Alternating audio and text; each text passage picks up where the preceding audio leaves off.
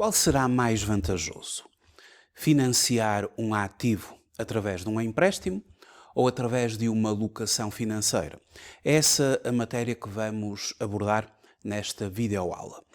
O manual da formação sobre o tema, decisão de financiamento empresarial, empréstimo bancário versus alocação financeira.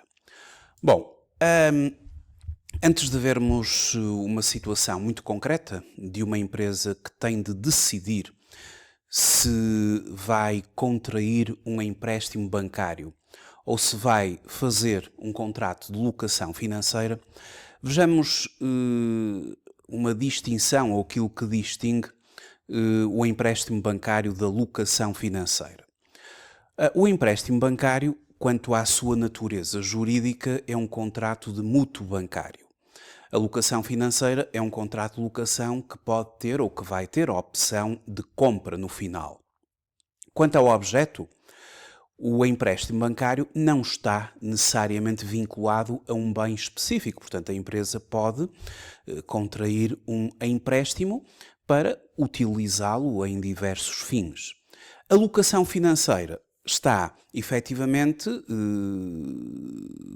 referenciada num bem específico, que é o bem locado, e que, portanto, acaba por ser a grande garantia do contrato de locação financeira. Quanto à posse jurídica, se uma empresa decidir adquirir um ativo e, para tal, contrair um empréstimo bancário, claro que são duas operações independentes e o ativo pertence à empresa desde o momento da sua aquisição.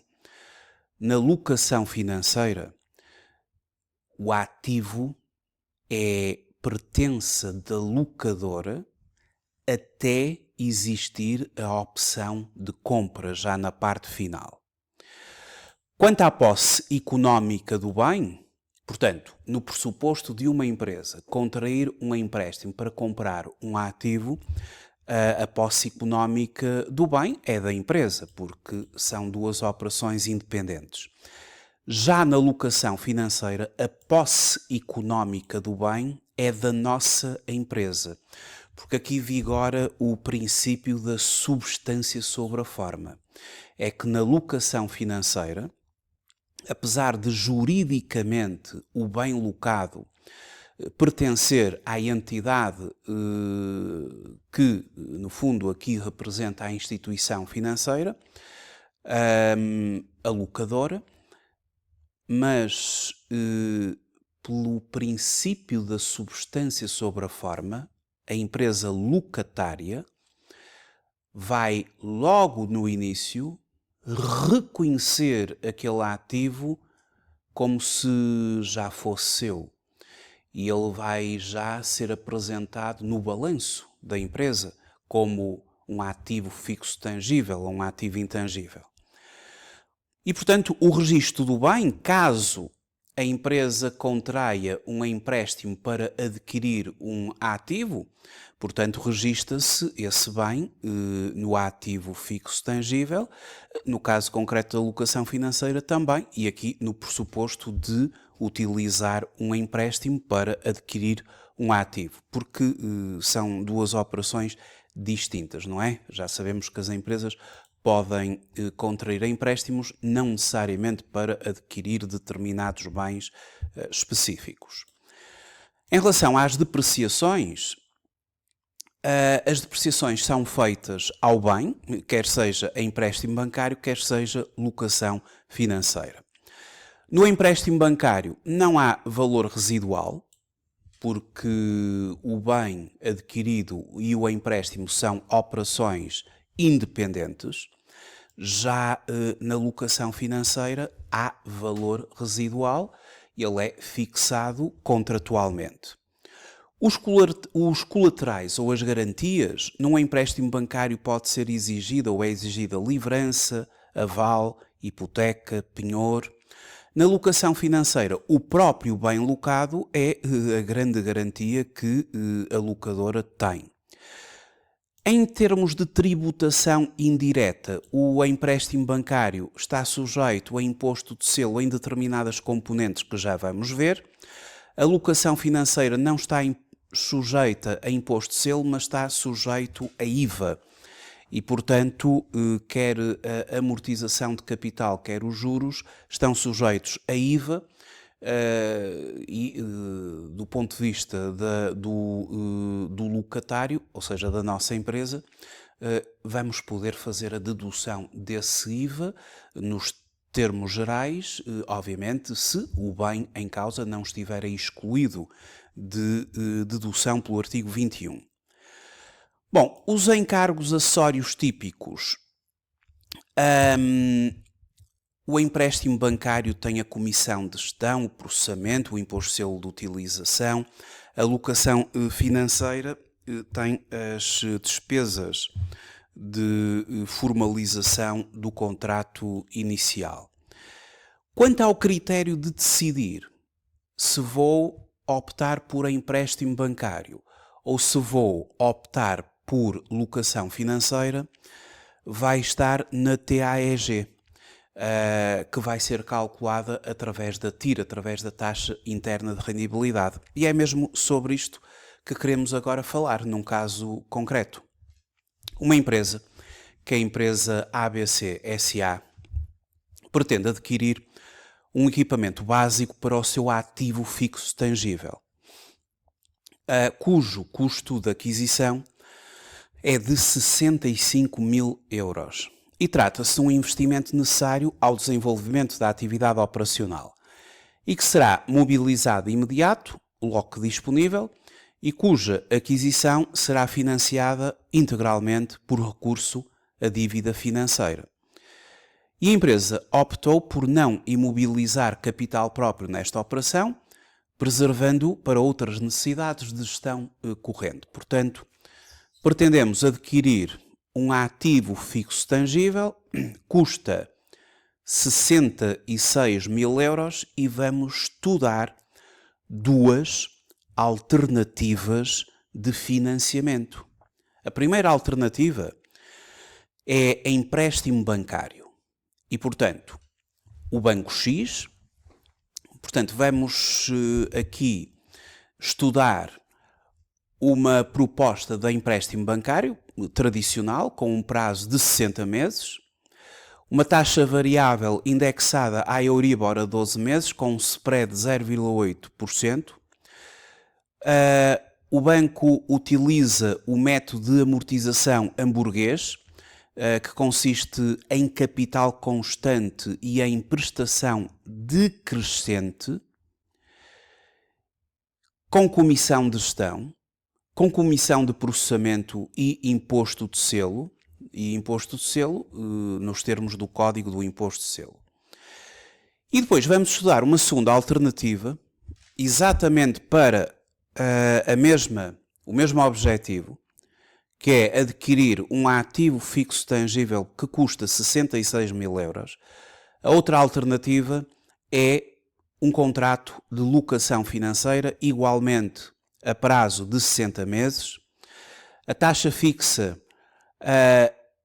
3,247, spread comercialmente mais reduzido do que o empréstimo bancário, e isto refletindo o fato do bem locado funcionar como garantia natural do contrato e dispensar colaterais adicionais. Aqui a locadora usa o método de amortização francês, que consiste numa renda constante. O valor residual fixado é 10% do valor do equipamento. Não vai haver entrega inicial, portanto não se vai fazer nenhum adiantamento. E as despesas de formalização do contrato, cobrado de uma única vez no momento da celebração. A renda mensal está sujeita a IVA à taxa normal 23%, que, uma vez que se trata de um equipamento que permite à empresa a dedução do IVA, o IVA é dedutível pelo locatário, portanto por nós, E, portanto, vamos estudar estas duas possibilidades, tomando como critério de decisão da empresa. Portanto, será selecionada a proposta que tenha menor TAEG, por este ser o único indicador legalmente vinculativo e que incorpora a totalidade dos encargos previstos em cada contrato. Bom, ora, temos então aqui um quadro, para já, que começa por comparar a proposta do Banco X, que é um empréstimo bancário, e a proposta da locadora, que é uma locação financeira. E o capital financiado é rigorosamente o mesmo, 66 mil euros, o prazo rigorosamente o mesmo, o tipo de taxa para o banco, portanto, no empréstimo bancário é variável, na locação é fixa. A TAN é, no empréstimo bancário, superior à do banco, 3.5470 relativamente ao banco X, 3.2470 relativamente ao banco Y.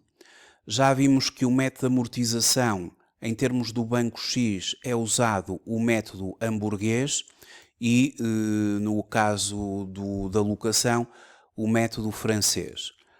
Não há valor residual em termos de empréstimo.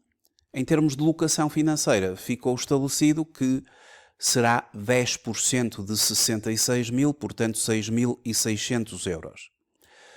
Quanto aos encargos e tributação, o encargo inicial do empréstimo é o imposto de selo, que portanto é calculado sobre o montante de 66 mil euros, portanto 396 euros.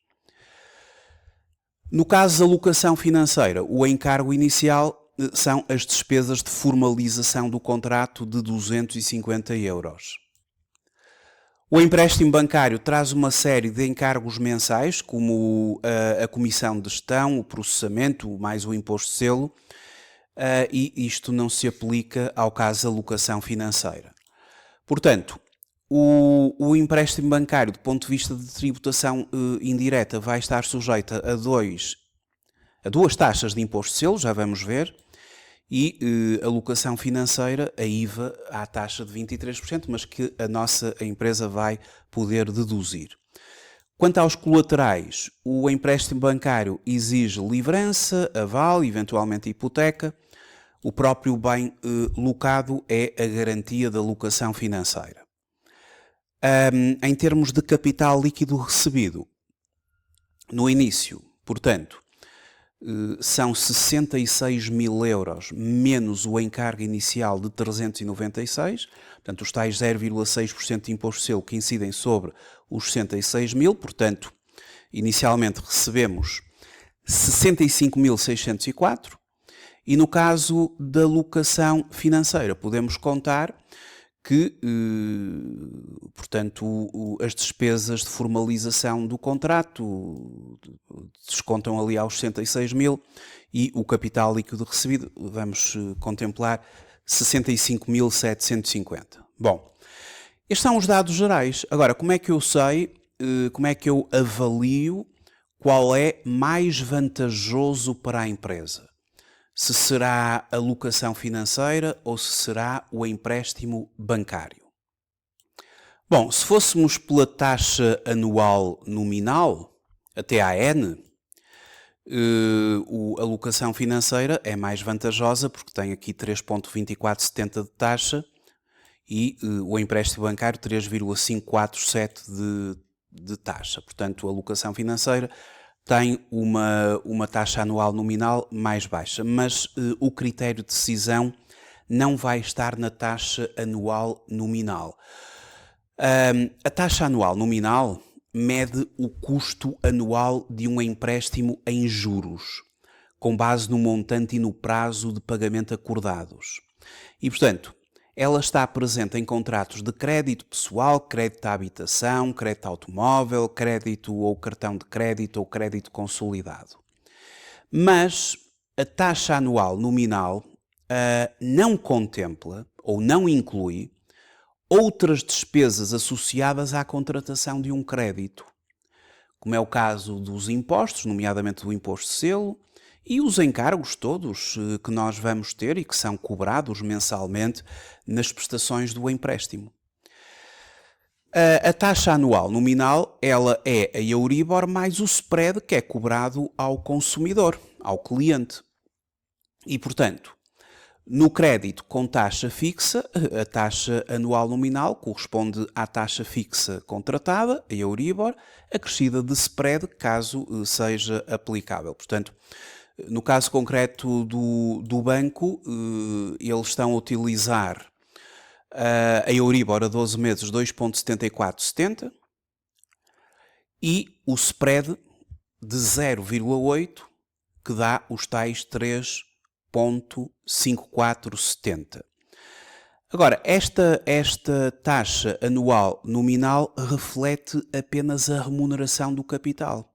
Isto não tem o valor do imposto de selo sobre os juros, a comissão de gestão anual, a comissão de processamento mensal, nem sequer o imposto de selo sobre a utilização do crédito. E então, por causa destas limitações, nós usamos o contexto da taxa anual de encargos efetiva global, denominada por TAEG. Ou seja, tal como a taxa anual nominal, a taxa anual de encargos efetiva global também reflete o custo anual de um empréstimo em juros, com base no montante e no prazo de pagamento acordados, mas engloba outros custos que a taxa anual nominal deixa de fora. Porque vai incluir juros do contrato, comissões de gestão, de processamento, de manutenção, de abertura, outras, impostos e emolumentos relativos ao registro da hipoteca, no caso de se tratar de um crédito com garantia hipotecária. Pode incluir seguros pedidos para a obtenção do crédito, comissão de manutenção da conta à ordem, caso seja pedido a abertura para a gestão do empréstimo, remuneração do intermediário de crédito, caso seja paga pelo consumidor, e depois o imposto de selo sobre os juros, sobre as comissões e sobre a utilização do próprio crédito.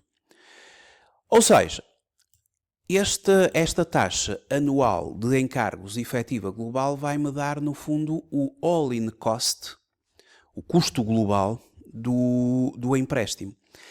E em termos matemáticos, isto é que é importante, a TAEG é a taxa interna de rentabilidade, a TIR, dos fluxos de caixa do contrato na ótica de quem se financia. Ou seja, a TAEG é a taxa que iguala o valor atual de todos os pagamentos futuros, que são as saídas, ao montante líquido efetivamente recebido, que é a primeira grande entrada no momento da contratação. E para podermos efetivamente avaliar se devemos optar pelo empréstimo ou se vamos optar pela locação financeira, para ambas as modalidades de financiamento, vamos calcular a TAEG. E nesse sentido, portanto, temos aqui uma folha de cálculo, onde começamos com o empréstimo bancário, portanto, vamos analisar a questão do empréstimo bancário, portanto, 66 mil euros, Euribor a 12 meses 2,7470, o spread que o banco aplica aqui à nossa empresa 0,8%, portanto a taxa anual nominal passa a ser 3,547. O prazo 60 meses, o contrato vai iniciar a 25 de maio, o método de amortização é o hamburguês, a comissão de gestão anual de 0,625%, A comissão de gestão, 210 euros. A comissão de processamento mensal, 4,15 euros. O imposto de selo sobre os juros e as comissões, 4%. E o imposto de selo sobre a utilização do crédito, 0,6% ou 6 por mil. Bom, já agora, o que é o método de amortização hamburguês, só para ficarmos aqui com isto clarificado. No manual da formação estão todas as explicações, portanto, no método hamburguês, que também é designado por método de cotas de capital constantes, ou método alemão, a amortização do capital é constante ao longo de toda a vida do contrato, sendo igual ao capital total dividido pelo número de prestações. Os juros incidem sobre o capital vencendo no início de cada período. E como esse capital vai decrescendo mensalmente com a amortização, os juros também são decrescentes ao longo do tempo. E, portanto, a prestação total soma da amortização constante com os juros decrescentes e, portanto, é decrescente, porque os juros vão caindo à medida que o tempo vai passando. A amortização do capital é constante, mas como os juros decrescem, portanto, a prestação vai também sendo menor. Isto verifica-se, não é? Aqui no mapa, no plano do serviço da dívida, portanto, verifica-se que precisamente isto, verifica-se precisamente que a amortização é sempre constante, portanto aqui sempre 1.100 euros de amortização, os juros vão diminuindo à medida que os meses vão passando, vê-se aqui, e portanto isso significa que o valor da prestação, que é aquilo que temos de pagar todos os meses, o total vai diminuindo à medida que os meses vão passando. Ora, como é que vamos calcular aqui a taxa, a tal TAEG, que é aquilo que nós queremos? Bom, portanto, temos uma amortização mensal de capital de 1.100 euros, temos o imposto de selo na utilização de 396, portanto, são os 6 por mil, ou 0,6% vezes os 66 mil, e o capital líquido recebido, portanto, 66 mil menos 396. Este é o primeiro grande fluxo positivo aqui do empréstimo. 65.604, o valor que entra na conta, caso venhamos a optar por esta modalidade. E, entretanto, portanto, isto vai ocorrer no dia 27 de maio, imaginemos que o empréstimo foi aprovado e, portanto, entrou na nossa conta este valor, e agora começa todo o plano do serviço da dívida, todos os meses, mês 6, mês 7, mês 8, mês 9 e por aqui fora, vamos ter de pagar uma prestação. E essa prestação é constituída todos os meses pela amortização do capital e que, como se trata do tal método hamburguês, é sempre o mesmo valor, 1.100, mais os juros, que vão sempre incidindo sobre o capital em dívida e, portanto, vão diminuindo. A comissão de gestão, 34,38. O processamento, 4,15. A comissão total, que fica assim em 38,53. O imposto de selo, que incide sobre os juros, portanto, nesta primeira prestação, 9,60. E o total da despesa, portanto, aquilo que nós temos efetivamente de enfrentar nesta primeira prestação, são 1.349,72. 1.349,72. E que corresponde, portanto, aos juros, mais a comissão total, não é? Porque a comissão de gestão mais o processamento dá aqui a comissão total. Mais a comissão total, mais o valor do imposto de selo sobre juros e comissões. Aliás, pode-se identificar aqui, não é? É 26, portanto, é 26, amortização, mais F26, juros, mais I26, comissão total, mais o imposto de selo sobre os juros. Isto vai acontecendo sempre, todas as prestações. Todas as prestações.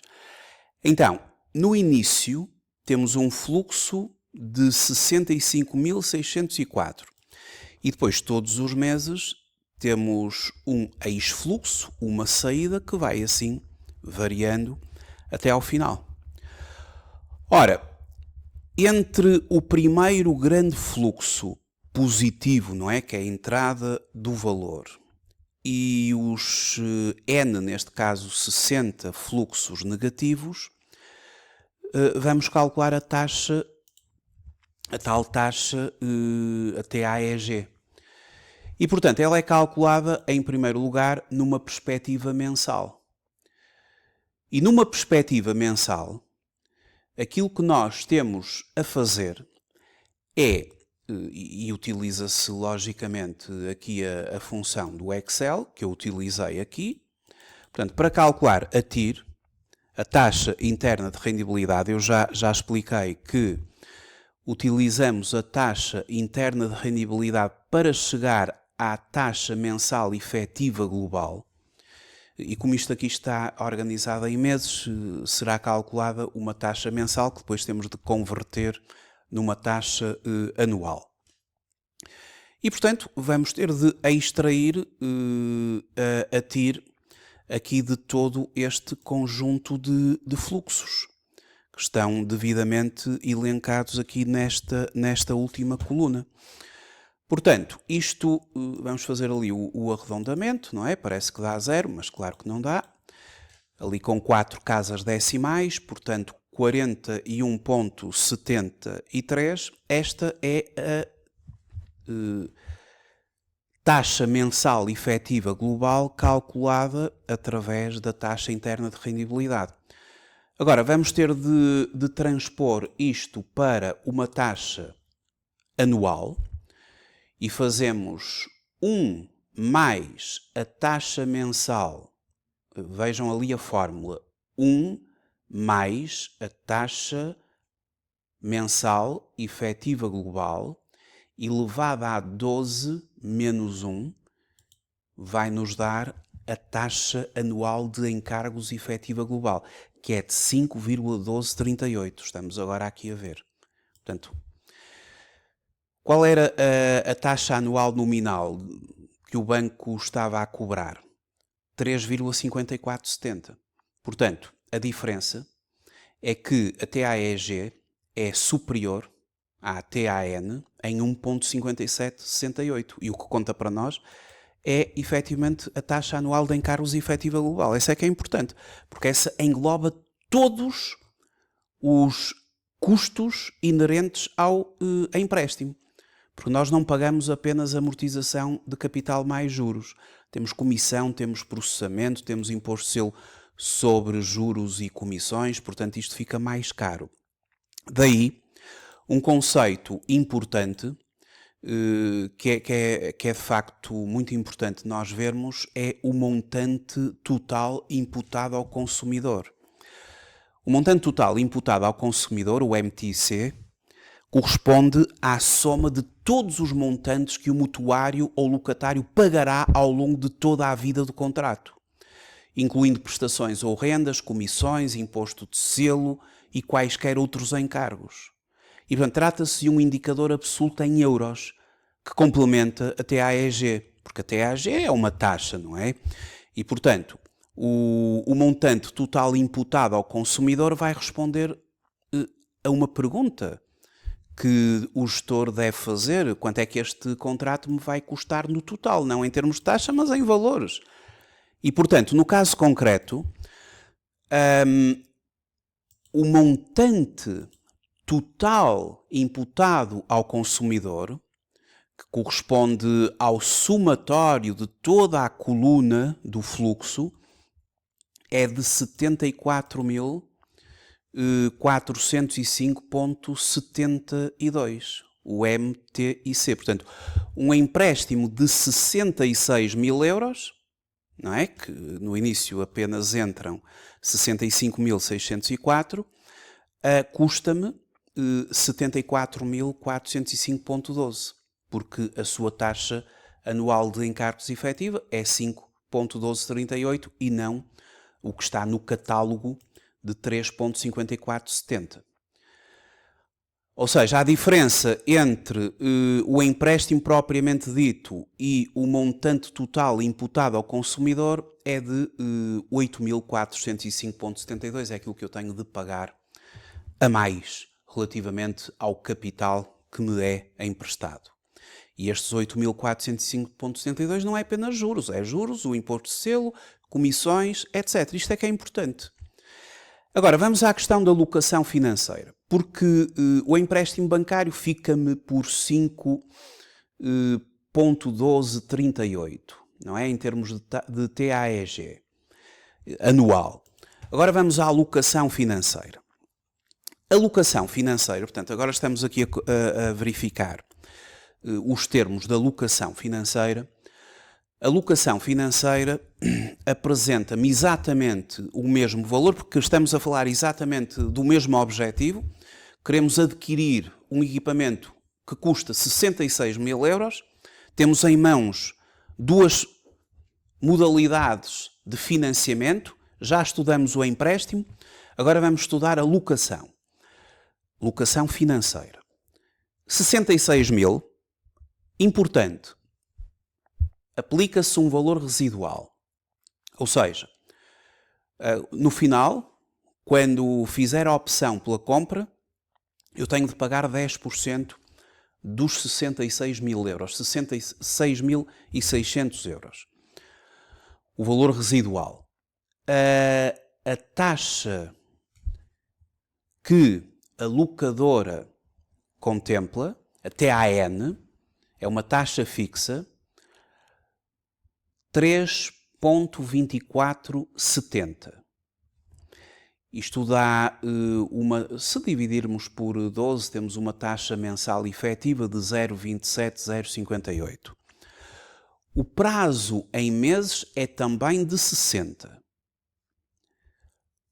A data do contrato é 27/5, exatamente como ali o empréstimo.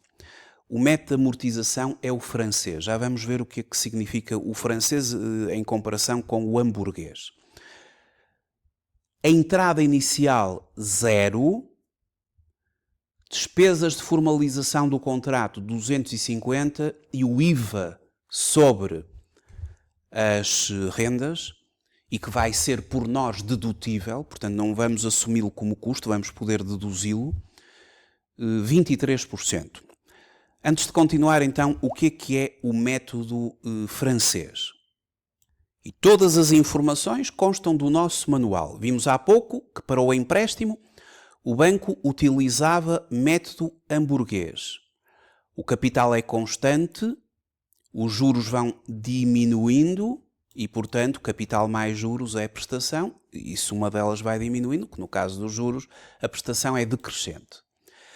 No método francês, o método francês é um método em que a renda é constante, paga sempre a mesma coisa todos os meses. Portanto, no método francês, também designado por método das prestações constantes ou método da anuidade constante, a renda mensal é constante ao longo de toda a vida do contrato. Portanto, a nossa empresa vai contar sempre com o mesmo valor, só que esse valor tem duas componentes. Tem uma componente de amortização de capital e tem uma outra componente de juros. E a composição da renda entre juros e amortização é que varia, porque a soma das duas vai dar sempre a mesma coisa. Nos primeiros meses, a maior parte da renda corresponde a juros, porque o capital em dívida ainda é elevado. E ao longo do tempo, a parcela da amortização vai crescendo. No início pagam-se mais juros e menos capital. E à medida que isto vai evoluindo, começa-se a pagar mais capital e menos juros. A soma dos dois é sempre o mesmo. Portanto, é sempre... Por isso é que se diz constante. E veja-se aqui no serviço da dívida, já vamos ver, esta constância em termos de valores. Bom, então, já explicamos o que é o método francês, portanto, não há entrada inicial, 250 euros de despesas de formalização do contrato, 23% de IVA, o valor residual atualizado ao momento zero, 5.612,18, o capital amortizável 60.387,82, a pagar sempre a mesma renda, não é? Sempre. E ela é de 1.091,73. Já agora, relativamente ao empréstimo,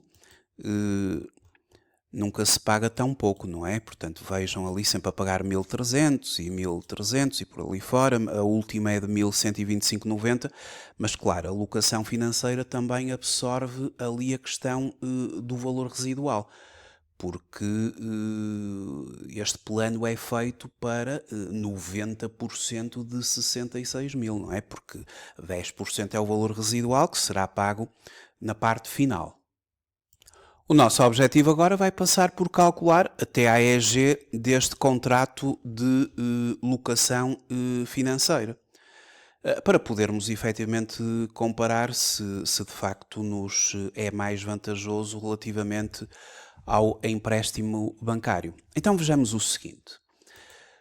No momento zero, o financiamento é de 65.750, porque é tirada ali a comissão de 250. Portanto, este é o fluxo positivo inicial. E depois 60 fluxos negativos que correspondem ao valor da renda, que é uma renda que, calculada pelo método francês, é constante. Bom, vejamos, por exemplo, a primeira renda.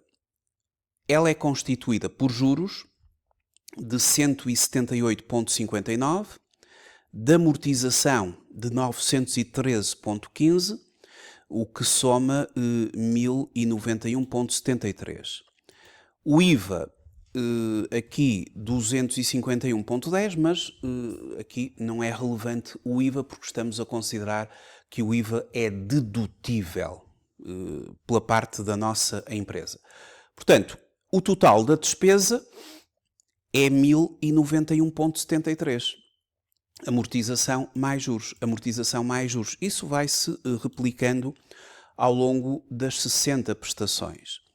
Claro que no final disto tudo, quando a empresa chegar ali ao momento, ao mês 60, é preciso, além dos 1.091,73, pagar os 6.600 relativos ao valor residual.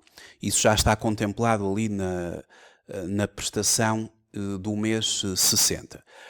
Ora bem, para calcular a taxa interna de rendibilidade, interessa-nos agora esta coluna, que é a coluna dos fluxos de entrada e de saída. O primeiro de entrada e todos os restantes de saída. Portanto, tal como fizemos no caso anterior, como estamos aqui a trabalhar numa perspectiva mensal, a TIR, a taxa interna de rendibilidade, ela é sempre calculada nessa mesma perspectiva. Portanto, isto vai-me dar uma TIR mensal.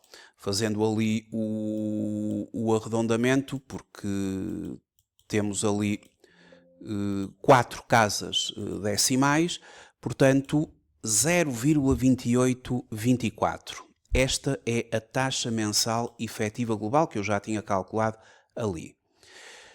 Vou transpor, portanto vou calcular a taxa anual fazendo 1 mais a taxa mensal efetiva global elevado a 12 menos 1, o que dá uma taxa anual equivalente de 3,4417. E, portanto, 3,4417 é a minha taxa anual de encargos efetiva global. Quando a taxa anual nominal, no início vimos, 3,2470. A diferença entre as duas, 0,1947. Portanto, isto significa que, do ponto de vista de TAEG, a alocação financeira, neste caso em concreto, é mais vantajosa, porque ela tem uma TAEG inferior à do empréstimo bancário, que era de 5,1238. E, portanto, partindo aqui para uma decisão, já agora, a alocação financeira, o montante total imputado ao consumidor é de 72.353,87. Enquanto que no empréstimo bancário era de 74.405,72. Portanto, há aqui uma diferença também importante. Bom, fazendo então a comparação entre as duas modalidades, portanto, estamos perante exatamente o mesmo capital que se pretende financiar, 66 mil pelo empréstimo e pela locação, 60 meses de prazo, a taxa anual nominal, o banco cobra 3,547, a locadora 3,247. O tipo de taxa no empréstimo é Euribor mais o spread, aqui na locação é fixa. Já sabemos a distinção entre método hamburguês e método francês, vimos isso. O encargo inicial, no empréstimo 396, na locação 250. O valor residual não existe no empréstimo, na locação 6.600. O capital líquido inicial 65.604 no empréstimo, 65.750 na locação. E depois temos até a taxa mensal 0,4173 e 0,2824 na locação.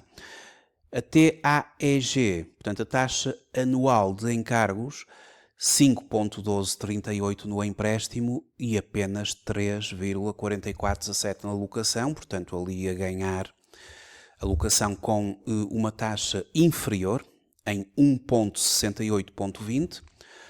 Portanto, isto também, o montante total de encargos, portanto, para o caso, o montante total de encargos imputado ao consumidor, no caso do empréstimo, 74.405,72, no caso da locação, 72.353,87, portanto, uma diferença de 2.051,85. O custo total da operação, o all-in cost, no caso do empréstimo, 8.405,72, no caso da locação, 6.353,87, portanto, está demonstrado que, neste caso em concreto, a locação é mais vantajosa para as condições que aqui foram contempladas nos pressupostos. Bom, é importante também aqui no caso da locação, porque vamos optar pela locação neste caso, mas atenção que é neste caso em concreto. Porque aquilo que eu aconselho é, para cada proposta, fazer este tipo de análise. Ou seja, não vamos agora estabelecer como lei que as locações são sempre mais vantajosas. Não é isso que nós queremos. Nós queremos é que o gestor faça uma análise de todas as opções de financiamento que possui, pela via do all cost, ou seja, pela via da taxa anual de encargos efetiva global que se calcula tirando a partir da TIR, da taxa interna de rendibilidade. E, portanto, é isso que nós pretendemos. A decisão passará não apenas pela TAEG, mas é uma componente importante, ou seja, aquela proposta que tiver um all-in cost menor torna-se mais interessante, mas este não é o único critério, é um dos critérios de decisão.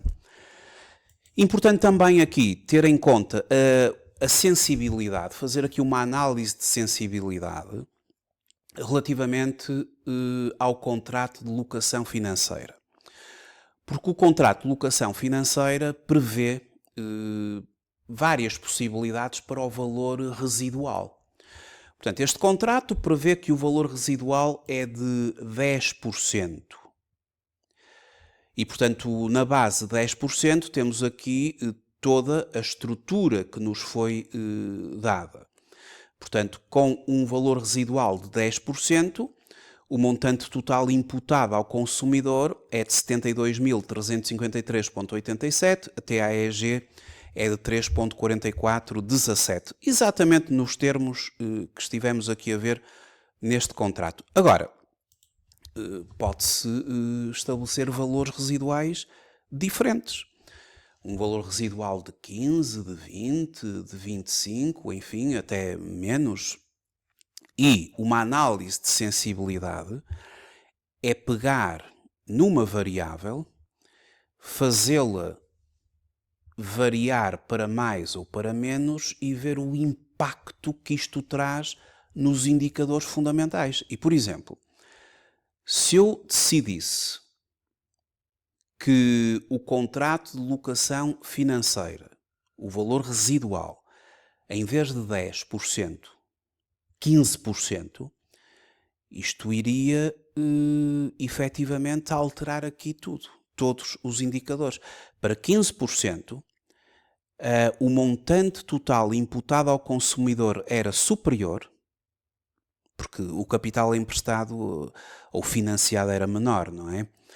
E, portanto, o custo total era superior, a taxa anual de encargos global era superior e a poupança era menor. Já para um valor residual inferior a 10%, por exemplo, de 5%, teríamos maior poupança, porque era mais capital que nos estava a ser emprestado. E, portanto, o montante total imputado ao consumidor seria de 72.097,69, o custo total da operação 6.097,69, a TAEG 3,4478, a poupança resultaria em 2.308,03. Ou seja, à medida que o valor residual vai aumentando, diminui as nossas vantagens e, portanto, aumenta o montante total imputado ao consumidor. Ou seja, além de se estudarem as propostas, é preciso fazer algumas análises de sensibilidade naquelas propostas em que determinadas variáveis podem alterar por contrato, ou seja, por cláusula contratual. E uma delas é o valor residual. Eu posso contratar com a locadora em vez de 10%, 15%, mas isso não me é útil, não é? Isso não me é vantajoso. Porque se em vez de 10% eu passo para 15%, no fundo esta locação é mais cara. Tem um all-in cost superior. E à medida que o valor residual vai aumentando, caso fosse a opção, por exemplo, um valor residual de 25%, isto não traria grande vantagem para a nossa empresa. Teria uma poupança menor. Portanto, há também que haver um equilíbrio nas cláusulas contratuais que nos tragam a maior vantagem para a nossa empresa. Muito obrigado por ter visualizado esta videoaula e até à próxima.